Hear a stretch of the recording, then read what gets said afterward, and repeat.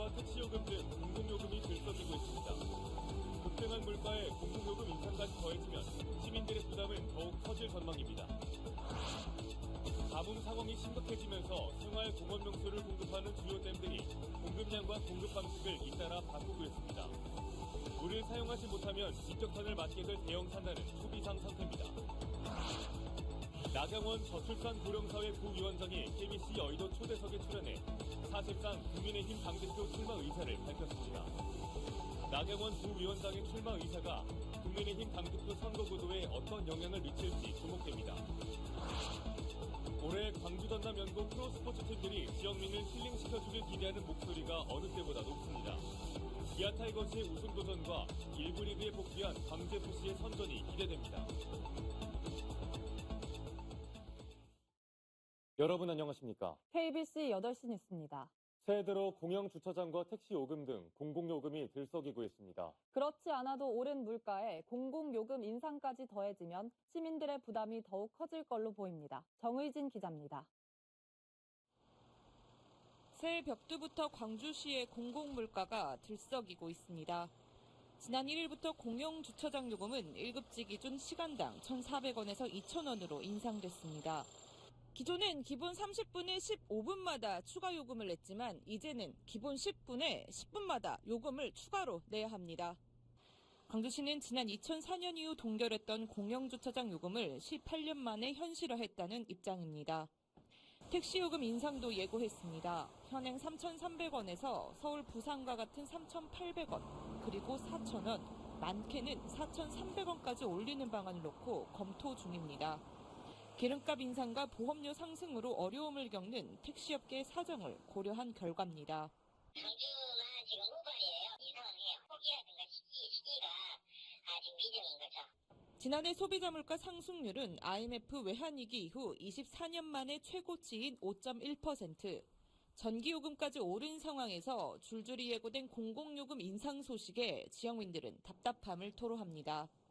그리고 이제 공공요금도 뭐 다 오른다고 하는데 모든 것이 다 올라가면 서민들은 앞으로 또 이제 그런 부분에서도 많이 힘들어질 것 같습니다. 설 명절을 앞두고 공공요금 인상까지 잇따르면서 시민들이 체감하는 물가 상승세는 더욱 혹독하기만 합니다. KBC 정의진입니다. 광주 전남의 가뭄 상황이 심각해짐에 따라 생활공업용수를 공급하는 주요 댐도 공급량과 공급 방식을 바꾸면서 용수 확보에 사활을 걸고 있습니다.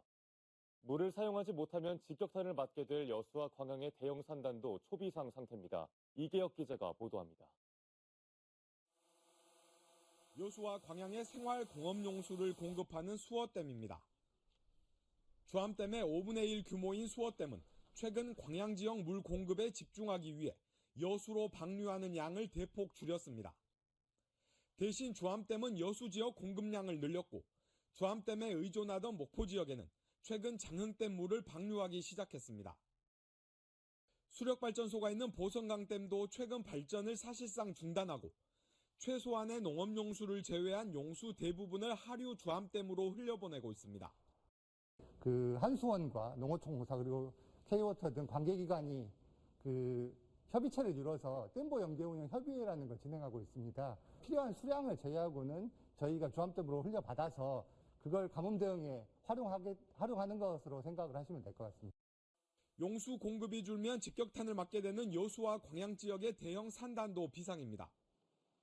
하루 23만 톤의 물이 필요한 포스코 광양제철소는 해수 담수화 시설의 가동을 최대치로 늘려 공업용수 생산량을 하루 2만 톤에서 3만 톤으로 늘렸습니다.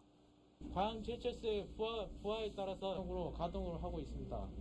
환경부와 수자원공사 지자체는 여수 광양산단의 공업용수 사용량을 줄이기 위해 올해 하반기로 예정된 공장 점검 일정을 상반기로 앞당기는 방안을 협의하고 있습니다. 현재 광주 전남 주요 댐 저수율은 주암댐 28%, 동복댐 24%, 평림댐 31% 수준. 생활용수 절감 운동도 계속되고 있지만 현재까지는 당초 목표 감축량 20%의 절반인 10% 수준에 그치고 있습니다. 조만간 농한기가 끝나고 농업용수 사용량이 많아지면 가뭄 상황은 더욱 심각해질 수밖에 없을 것으로 전망됩니다. KBC 이계혁입니다.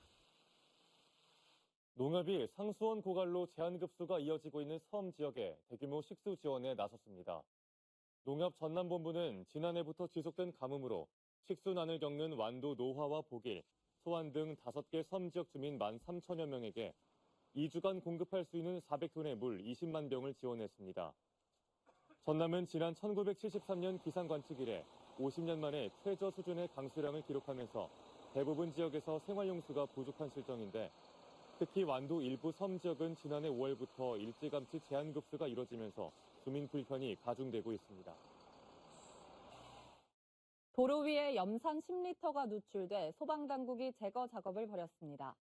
어제 오후 5시쯤 고흥군 동래면의 한 도로에 염산이 누출됐다는 신고가 소방에 접수돼 방제 작업 등 제거 조치가 이뤄졌습니다. 사고 당시 도로 위에는 누출된 염산 10리터와 염산이 담겨있던 용기가 함께 있던 걸로 확인됐고 다행히 이 사고로 인한 인명피해는 없었습니다. 소방당국은 염산을 싣고 가던 차량에서 용기가 추락하면서 염산이 누출된 걸로 보고 정확한 사고 경위를 조사하고 있습니다. 광주공항에 저시정 특보가 발효돼 항공기 운항이 지연됐습니다. 광주공항은 오늘 새벽 3시 30분부터 짙은 안개로 인해 저시정 특보를 발효했고 아침 8시 25분부터 오후 12시 10분까지 출발하거나 도착하는 제주, 서울, 김포 노선 항공기 13편이 지연됐다고 밝혔습니다. 공항은 오전 10시쯤 안개가 걷혀 저시정 특보를 해제했습니다. 나경원 저출산 고령사회위원회 부위원장이 KBC 여의도 초대석에 출연해 사실상 국민의힘 당대표 출마 의사를 밝혔습니다. 권성동 의원 불출마 선언으로 친윤계의 교통정리가 되어가는 분위기에서 나온 나경원 부위원장의 출마 의사가 국민의힘 당대표 선거 구도에 어떤 영향을 미칠지 주목됩니다. 강동일 기자의 보도입니다. KBC 여의도 초대석에 출연한 나경원 대통령 직속 저출산 고령사회위원회 부위원장이 사실상 당대표 출마 의사를 나타냈습니다. 최근의 전당대회 모습을 보면서 이 관전만 하는 것이 맞느냐에 대한 고민이 깊어졌고요. 그래서 좀 더 조금 마음을 조금 굳혀가고 있는 중이다. 이렇게 보시면 되겠습니다. 당 대표에 출마하려면 저출산 고령사회 부위원장과 기후대사에 임명한 윤석열 대통령의 동의가 필요하지 않느냐는 질문에 대해서도 답했습니다. 인구 문제나 기후 문제에 아마 당대표가 관심을 가지면 더 많은 일을 할 수 있을 것 같습니다. 출마하게 된다면 당연히 사의를 표명해야 될 것이고요. 제 말씀은 그 두 가지 아젠다를 해결하는 데 있어서는 당대표라는 자리가 더 큰 역할을 할 수 있을 것이다라는 말씀을 드립니다. 이른바 윤심 논란과 관련해서는 가장 중요한 것은 윤 대통령의 성공을 위한 마음이어야 한다고 말했습니다. 내년 총선은 수도권 민심을 얻어야 한다며 자신은 수도권 정서를 가장 잘 안다고 강조했습니다. 국민의힘 지지자를 대상으로 한 차기 당대표 여론조사 여러 곳에서 1위를 달리고 있는 나경원 부위원장이 사실상 출마 의사를 밝힘에 따라 국민의힘 당대표 선거 구도에 어떤 영향을 미칠지 주목됩니다. 친윤 후보권에서는 윤핵관인 공성동 의원의 당대표 불출마 선언으로 김기현 의원으로 교통 정리되는 분위기였습니다. 이 밖에도 국민의힘 차기 당권 선거 후보자로는 유승민 전 의원, 그리고 수도권 대표론의 공감대를 형성하는 안철수, 윤상현 의원 등이 출마할 것으로 예상되고 있습니다. KBC 강동일입니다.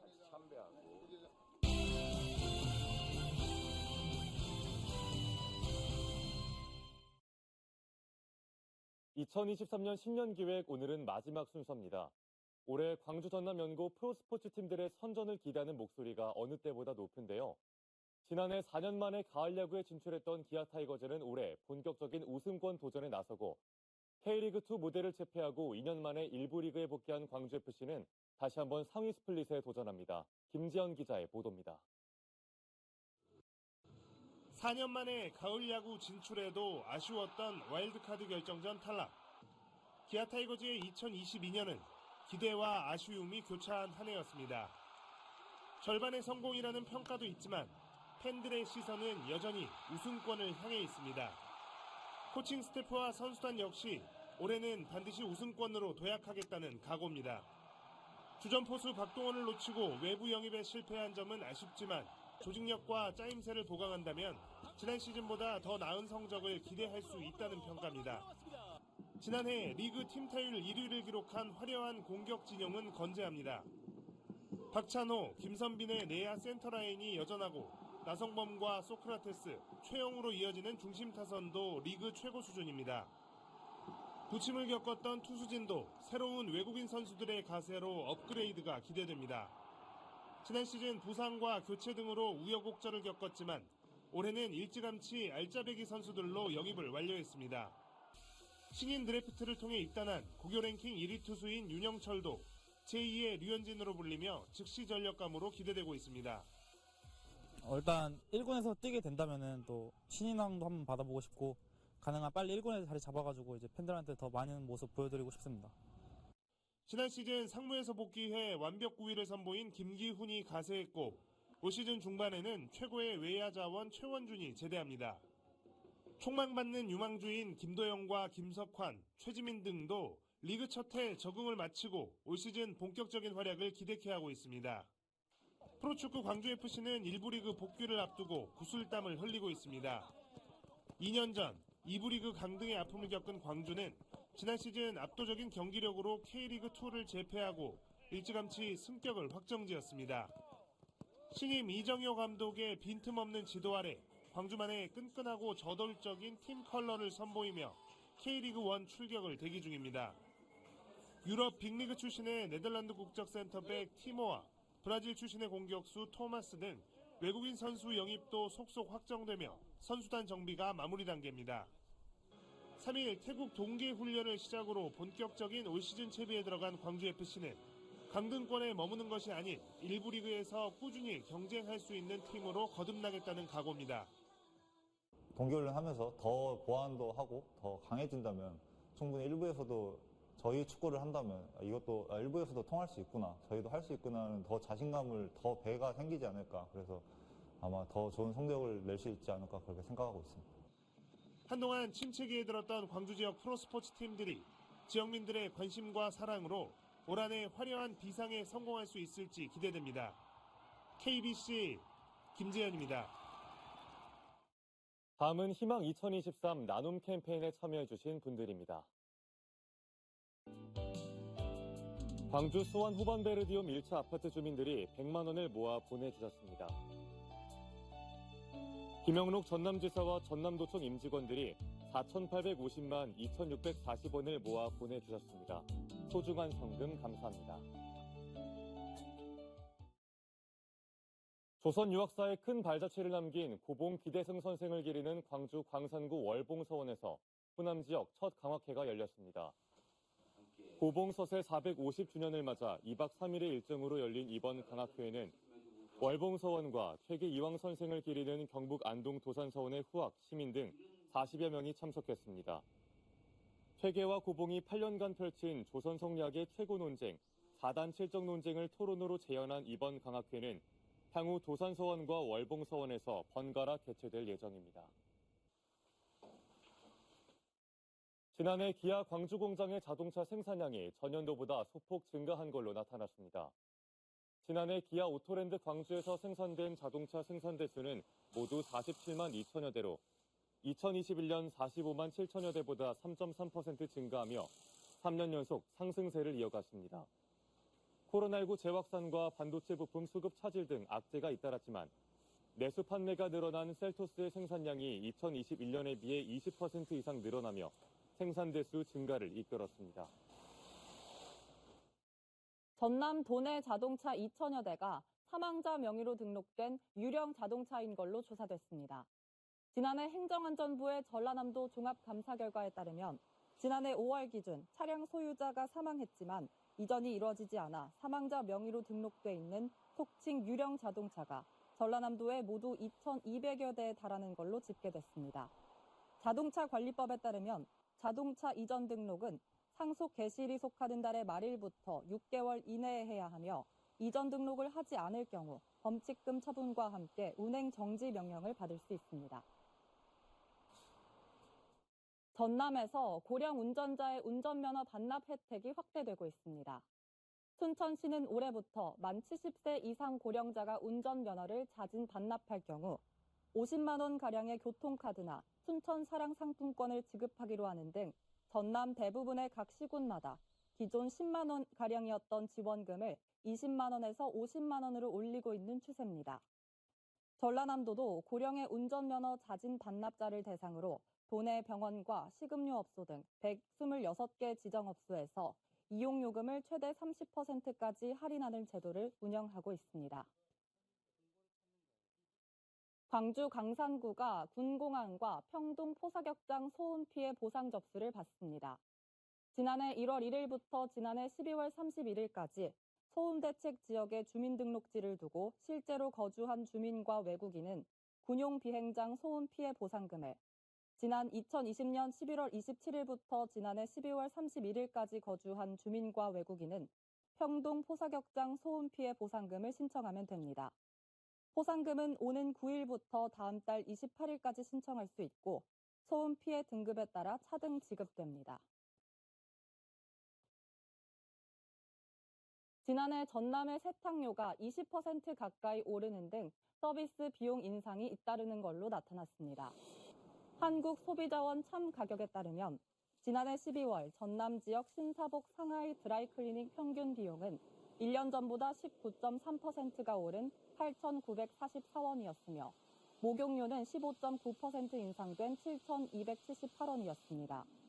광주의 경우 목욕료가 5,900원에서 6,800원으로 15.2% 인상됐고 숙박료는 38,000원으로 1년 새 11.8%가 오른 걸로 조사됐습니다.